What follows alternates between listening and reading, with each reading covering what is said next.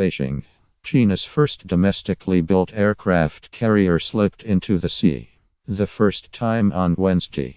After days of publicity celebrating the impending launch as a milestone in President Xi Jinping's drive to extend China's military reach far beyond its shores.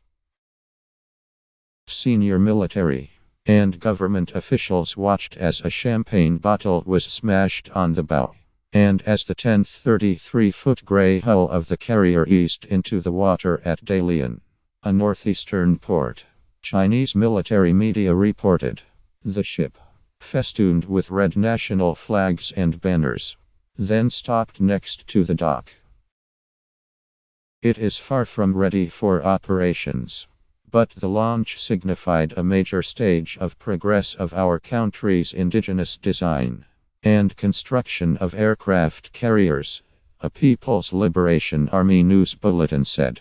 It said the carrier would undergo more testing and fitting of equipment before trials in the water. The first news reports did not give the ship's name, though previous reports have said it would probably be called the Shandong, after the eastern Chinese coastal province.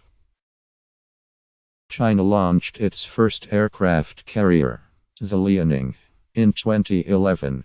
After buying and equipping its rusting Soviet-era hull from Ukraine in 1998, the new carrier is built along similar lines, although it appears slightly larger and more advanced. Analysts said the vessel may need 3 or so years before it is fully equipped, tested and commissioned for missions. But the launch conveyed China intended to build a navy could not be beaten by other Asian countries, said Patrick M. Cronin, the senior director of the Asia-Pacific Security Program at the Center, a New American Security in Washington.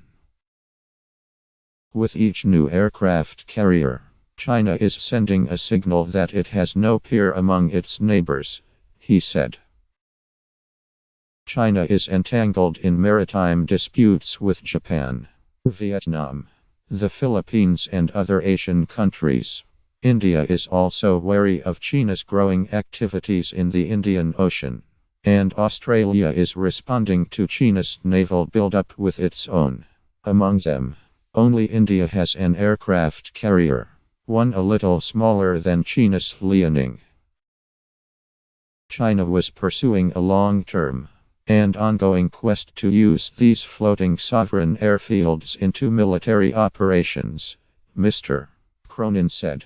But the political and psychological benefits keep accruing, and the impact in China's near seas is being felt today.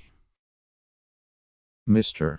Xi has also made modernizing and overhauling the People's Liberation Army a pillar of his policies. In particular, he has overhauled command to shift more resources from traditional land forces to naval and air forces. Those complicated and probably contentious changes are underway. And last week, Mr. Xi told military commanders to embrace change. Adjust to the demands of integrated jointed operations and to the new system and organization, Mr. Xi said last Tuesday while meeting commanders of 84 corps-level units created as foundations of the reshuffle, develop into a crack operational force.